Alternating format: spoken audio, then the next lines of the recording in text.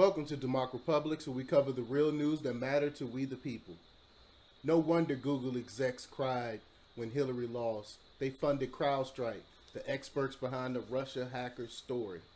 The Gateway Pundit reports that the day after the 2016 presidential election, the leadership team at Google was caught crying at a company-wide meeting with one exec saying, "We lost." Now we know they were behind the firm that claimed Russia hacked the DNC Crowdstrike. The Gateway Pundit previously reported after the 2016 election on Breitbart.com's video showing Google execs crying like children after Hillary Clinton's loss. A video recorded by Google shortly after the 2016 presidential election reveals an atmosphere of panic and dismay amongst the tech's leadership, coupled with determination to thwart both the Trump agenda and the broader populist movement emerging around the globe. We now know more about these execs may have been crying after the election. Google is funded Crowdstrike. In July 2015, Google invested $100 million into Crowdstrike. Google Capital, the 2-year-old growth equity arm of search giant Google, announced its first security investment on Monday morning. The fund has pumped $100 million into cybersecurity firm CrowdStrike. It was joined by cloud computer company Rackspace, which is a customer, and the firm's existing investors Excel and Warburg Pincus. The new infusion represents a Series C round for the Irvine, California-based company, bringing in its total funding raised to date to $156 million. CrowdStrike admitted this on their website. At about the same time the media reported it, February of 2015, 4 months before Trump even announced running for President of the United States, the intel community was advising Congress and the White House on the issue and the extent of the Russian hacking and blaming Russian hacking going back as far as 2012 on Ukraine aggression. This information was no doubt based on claims made by CrowdStrike. A year later, the only firm that investigated the DNC emails that were released by WikiLeaks was CrowdStrike. And you know, I told y'all many a times that the FBI didn't even look at the DNC servers. They went off of what CrowdStrike said, which I believe is just crazy, especially something as big as the supposed Russia collusion. You would think the FBI would want to look at those servers themselves. But back to the article. How was CrowdStrike able to determine that in 2015 the Russians hacked Congress because they were upset about Ukraine, and then a year later claimed Russians hacked the DNC because they didn't like Hillary Clinton? We reported on May 11, 2019 that Roger Stone and his legal team are requesting the report from CrowdStrike, the firm connected with the deep state and tied to Google.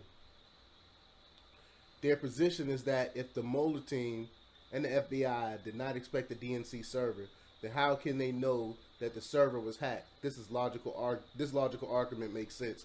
Which again, I asked the question multiple times on multiple videos that I've covered on this whole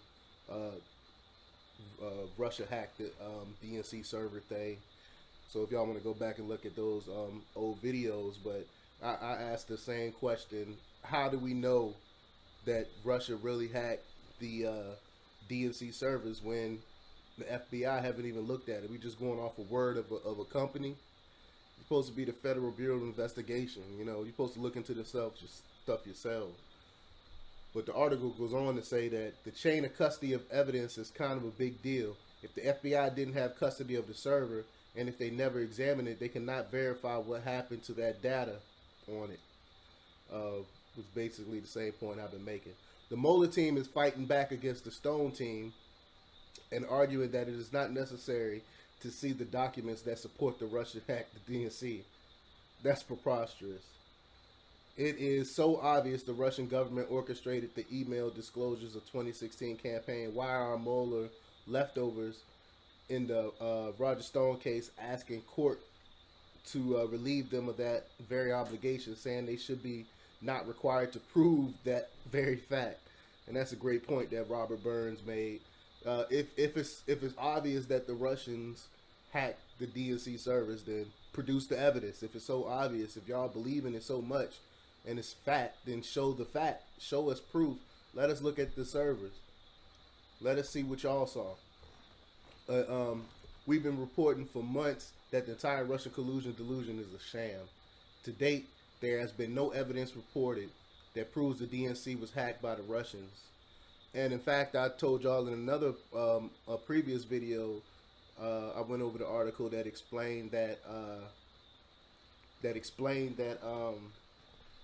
the download speeds were so fast from the servers that it couldn't have been done over the internet through the hacker. Someone had to physically be at the servers with some type of flash drive or flash drive downloading this information, because internet speeds aren't that fast to download it as fast as it did.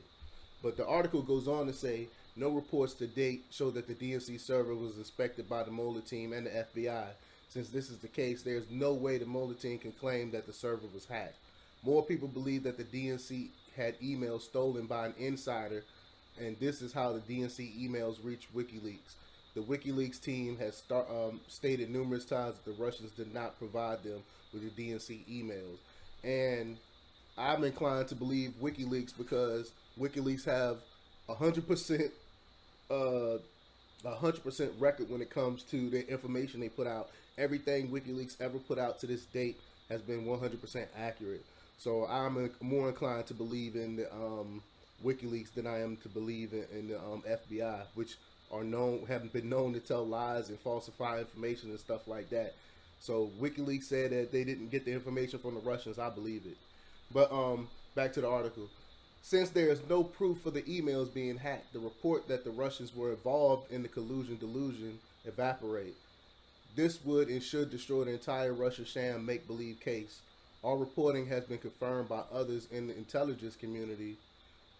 After speaking with my FBI sources and a New York Times reporter with direct knowledge of handling the DNC server, it's true.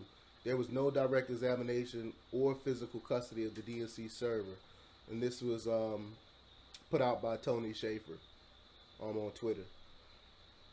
We reported that former NSA employee and whistleblower Bill Binney has reviewed the information and provided online by WikiLeaks, and it shows that the data coming from the DNC was not hacked, but rather copied to a disk or flash drive, which I previously stated. And I went over all this part before, so I'm not even going to go back into the whole how they had to use a flash drive and physically be at the server. But it's clear that the DNC was not hacked, and it's more likely an insider like Seth Rich copied the files to a disk drive and turned them over to WikiLeaks. This is more likely than reports that the Russians hacked the DNC. So let me know what you think. I want to make like a little tally, but let me know what you think. Do you think it was an inside job? Someone like Seth Rich possibly hacked the DNC servers? Or do you think it really was Russia that hacked the servers? Let me know what you think. Leave your comments below. Like, share, and subscribe. And check out DEMOCREPUBLIX.com for the latest in news. Until next time. We living on a real nightmare.